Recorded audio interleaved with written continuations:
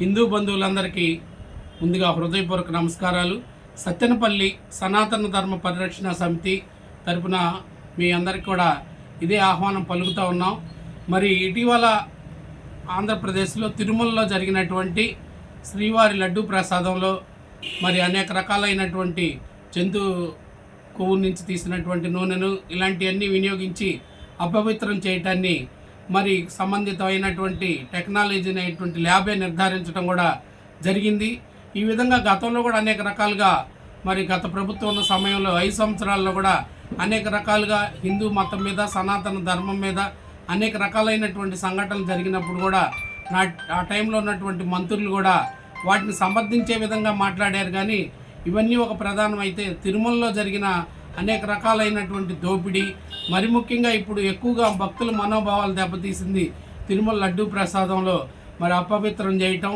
మరి వీటిని నిరసిస్తూ మన సత్తెనపల్లి పట్టణంలో రేపు అనగా 26/9/24 గురువారం ఉదయం 10 గంటలకి సత్తెనపల్లి పట్టణంలో ఉన్నటువంటి మెయిన్ రోడ్లో ఉన్న శ్రీ వాసవి కన్నికా పరమేశ్వర అమ్మవారి దేవస్థానంలో ముందుగా అక్కడికి అందరూ ఒక పావు గంట ముందు సమయం కల్లా 9:45 కల్లా చేరుకుంటే మరి మాజీ మంత్రివర్యులు అదేవిధంగా సత్తెనపల్లి శాసనసభ్యులు మాన్యశ్రీ గౌరవనీయులు శ్రీ కన్నా లక్ష్మీనారాయణ గారు ఈ ర్యాలీని ప్రారంభిస్తారు.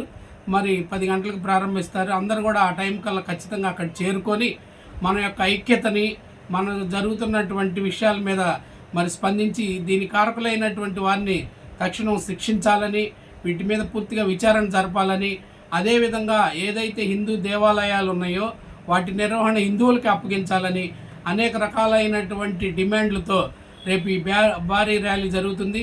ముందుగా వాసవి కన్నికా పరమేశ్వర అమ్మవారి దేవస్థానం నుంచి మరి అచ్చంపేట రోడ్లో కోటమ్మ సత్రం వైపుగా, అటు నుంచి మరి మహారాష్ట్ర వీధి వైపుగా గాంధీ చౌక్లోని గాంధీ బొమ్మల వైపు నుంచి గడియార స్తంభం వద్దకు చేరుకొని అక్కడి నుంచి రామాలయం, కట్టమూరి వారి వీధిలో ఉన్నటువంటి రామాలయం, గార్లపాడు బస్టాండ్ మీదుగా వడ్డవల్లిలో ఉన్నటువంటి కూరగాయల మార్కెట్ దగ్గర ఉన్న శ్రీ వెంకటేశ్వర స్వామి దేవస్థానం దగ్గరికి చేరుకోవటం, అక్కడ పూజా కార్యక్రమాల అనంతరం మరి వచ్చినటువంటి హిందూ బంధువులందరికీ ప్రసాద వితరణ కార్యక్రమం జరుగుద్ది.